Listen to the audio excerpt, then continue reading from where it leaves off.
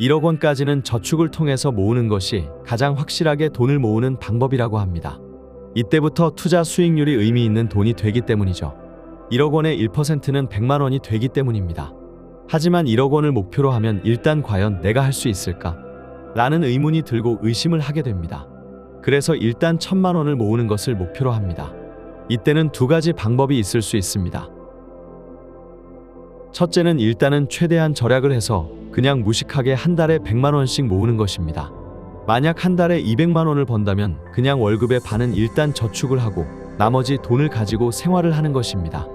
어떻게 보면 이것이 가장 확실하게 1000만 원을 모으는 방법일 것입니다.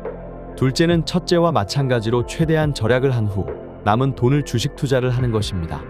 주식 투자를 매달 일정 금액으로 한다면 수익이 날 때도 있고 손실이 날 때도 있을 것입니다. 하지만 매달 100만 원씩 투자를 한다면 1년 후에는 1000만 원을 모을 확률이 높을 것입니다. 원금이 1200만 원이 될 터이고 적립식으로 투자를 했기 때문에 20% 손실이 날 확률은 크지 않을 것이기 때문입니다. 하지만 이런 생각이 드는 것은 어쩔 수 없을 것입니다. 만약 1년에 대폭락이 와서 반토막이 나면 어떡하죠? 맞습니다. 정말 운이 나쁘면 그럴 수도 있죠. 그렇기 때문에 주식에 투자할 때는 이런 마인드가 필요합니다. 적어도 한번 사면 5년 내에는 안 판다. 그리고 주식은 죽을 때까지 파는 것이 아니다. 하지만 그러면 또 이런 질문이 생길 것입니다. 30년을 기다렸는데 마이너스 된 종목도 있는데 우리나라에서 장기 투자가 통하나요? 정말 많이 하는 이야기입니다. 하지만 우리가 처음에 주식을 살 때는 일단 잘 모르면 1등 기업을 삽니다. 즉 물건을 잘 팔고 있고 수익도 잘 나는 기업을 사는 것입니다. 그렇다고 그냥 사놓고 마냥 기다려서는 안 됩니다. 예외적으로 팔아야 할 때가 있습니다. 첫째는 경쟁력이 있던 기업이 경쟁력을 상실할 때입니다. 둘째는 더 좋은 기업이 나타나서 그것을 사기 위한 돈이 필요할 때입니다. 즉 매일 어떤 산업이 새로 뜨고 있나, 어떤 기업이 새로 나왔나를 모니터링을 해야 합니다. 내가 산 주식의 가격을 하루 종일 보고 있는 것은 아무런 도움이 안 됩니다. 어떤 기업이 장사를 잘하고 어떤 제품이 유행을 만들어 가고 있는지를 살펴보아야 합니다. 그리고 나는 100만 원은 고사하고 한 달에 적자가 안 나면 다행이다라고 하는 분도 있을 것입니다. 맞습니다.